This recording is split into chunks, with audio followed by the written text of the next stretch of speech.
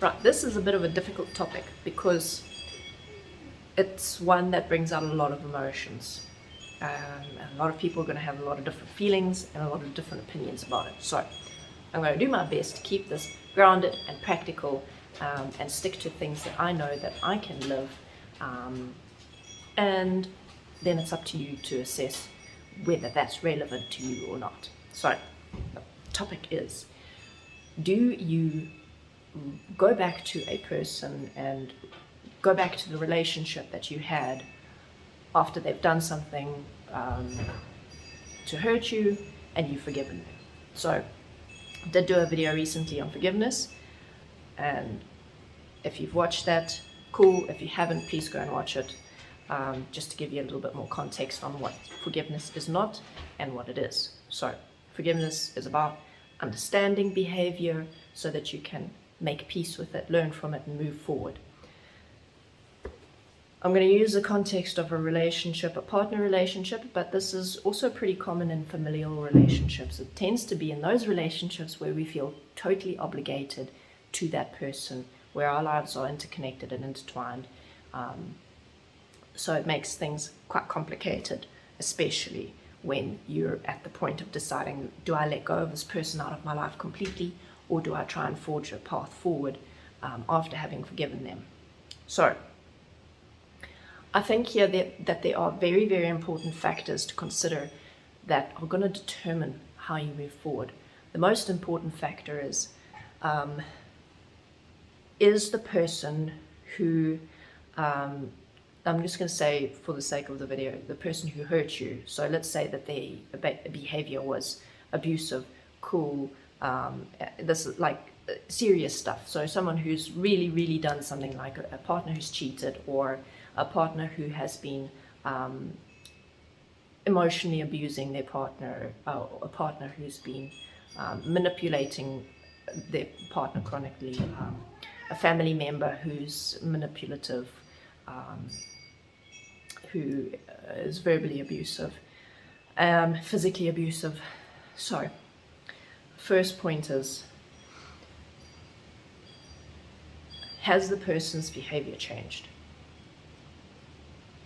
So there's a difference here between the between how the hurt can take place. So it can be like a once-off thing, like your partner cheats on you once off.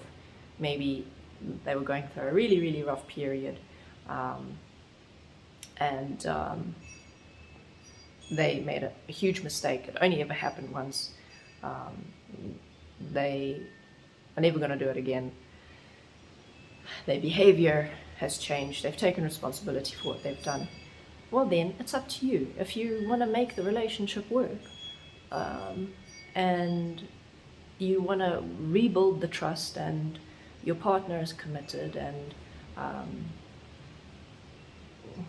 everything else is stable and okay, then it's up to you, really, if you want to go back to them. I don't think there's any shame in going back to someone who makes a terrible mistake, yes, but who makes one mistake. If that mistake recurs, then it's a different story. So I think maybe the more challenging aspects, the more challenging situations to determine how to move forward in are those where the abuse is not so outright, where the issue, the hurt, was not such a clear-cut thing. It's not like, oops, I cheated, or like a husband who's been hitting his wife. That, for me, physical abuse is a line that once it's crossed, there's no going back. That's my standing on it, because that is a complete violation of honor and consideration for another person. So, if this is not the tricky one, if the abuse has been emotional and verbal and like a narcissistic relationship dynamic, it gets a little bit more tricky, because we have two scenarios here. One in which the partner sees what they've done and they're committed to changing it. Even if they are absolutely committed to changing their behavior that is abusive, that is manipulative, that is controlling, that is invalidating, and it's something that is going to take time and practice, and they're going to make mistakes. And the real question is that person completely willing to be humble when their partner comes to them and says, listen, what you just did there is unacceptable. Do they apply a correction, or do they defend themselves and justify what they've done? So that's the pattern that you want to determine what's happening. Is there real change, or is there constant regressions and constant justifications for their actions and the behavior again escalating and becoming worse? That is like a clear sign, okay, well, they're not ready to change. And then it's up to you. Do you want to live with that person? Do you want them in your lives? If they've made a commitment to change, but they're not sticking to it, they're not honoring it, they are continuing to escalate the behavior back to the point where it was before, when you decided that you'd had enough. To me, when someone really is trying to change, and yes, they make mistakes, but they're learning from their mistakes and they're making corrections, and it's living actions, it's not words, it's not promises, it's actual living change, then it might be fair to say, okay, I will give you another chance, but it's just one more chance, it's not 3 chances. So it's these kinds of situations, boundaries need to be incredibly clear. The boundaries that you give to yourself, like, if the person crosses this line, that's it. If the person consistently is showing no improvement over this period of time, that's it. And you need to honor those boundaries, especially, and it's very difficult for people who are in these emotionally abusive relationships, because part of what happens in those relationships is that the person's will and their self-trust and their confidence and their courage gets ground down. So it can be very difficult to draw boundaries. And then, a lot of the time, it would be much healthier for the person to simply cut that partner or family member out of their lives, because they need to take time to rebuild themselves. And it is made very difficult if you have someone around who's also trying to rebuild themselves and has a tendency to trigger your weaknesses, and you have a tendency to trigger their weaknesses, and you're both trying to heal, but all you're doing is triggering each other. So there is nothing wrong with forgiving someone, and there's nothing wrong with going back to someone who hurt you. But there is a very clear, or rather, let me put it this way. The question becomes, what do you want to live with? What do you want to live? What do you want to create? What do you want to have in your relationship? And what do you want to accept? What are you worth for those people who've been in an abusive relationship? Your self-worth gets ground down.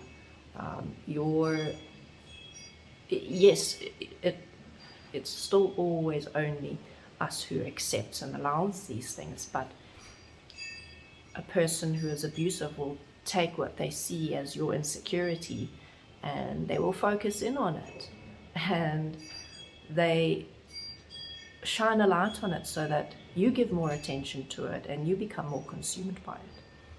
And if you don't stop that kind of stuff early, it can snowball and become a very, very, very unpleasant situation, and it can lead to people down incredibly dark paths and codependency on the partner. And it, so yes, these situations are super messy, and very often, like I said, the simplest, healthiest answer to these very, very sticky situations is to simply walk away, to learn from them as best you can, walk away, heal, and change those things within you that attracted that kind of person in the first place, and that allowed the space for that abuse to happen, and that led to you accepting that abuse and allowing it to get worse. But then on the other hand, if you really want to make something work and both of you are really trying hard, then test it out if that's something that you want to do. You know what? This is your life. It's about what do you want to create? What do you want to overcome? But be realistic and be willing to accept and acknowledge that there may be failures, that it may not work out the way that you hope, and you need to know when to walk away if that happens. So, there is no right or wrong answer. There is no one answer. In every situation, you have to assess the individual position that you are in, the individual position of the person you're dealing with. And you need to determine whether you are willing and able to really walk the correction of building a better relationship moving forward. And that's something that only you can decide. Obviously, things that would help would be like having supportive people in your life, having people who will give you different things to consider, and for you to actually consider those things and to be open to getting feedback, and to have a good support network. If you don't have that, there's a lot of Facebook groups, there's a lot of videos, there's a lot of stuff available these days. Start building your own inner support network, and do your best to honor yourself in whatever decision you make. Right, if you have anything you want to share, if you want to send me a private message with any questions, or if you'd like me to post your experience anonymously on your behalf, feel free to do that. And if there are any points that you'd like me to open up further in future videos, let me know. Thanks for watching.